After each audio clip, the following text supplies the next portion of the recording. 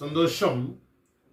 மகன் தந்தைக்கும் உள்ள உறவு, மகன் தாய்க்கும் உள்ள உறவு புனிதமானது. எக்காரண கொண்டும் அதுவும் கலகம் ஏற்படக்கூடாது என்பார்கள்.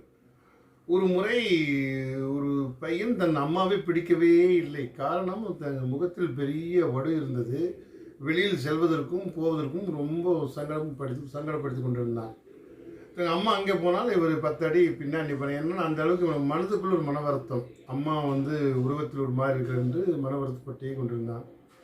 ஒரு முறை கட்டாயமாக பள்ளிக்கு போக வேண்டிய ஒரு சூழ்நிலை. பள்ளிக்கு தன் மகனை அழைத்து செல்கின்றான். அம்மாவும் கூட செல்கின்றார். அங்கே சென்றவுடன் ஆசிரியர் கேட்கிற முகத்தில் ஏன் இவ்வளவு பெரிய வடு என்று கேட்டார். உடனே அந்த அம்மா சொன்னால், நான் ஒரு முறை எங்கள் வீடு தீப்பற்றி எரிந்து விட்டது. அதில் உள்ளே இவன் படுத்திருந்தான்.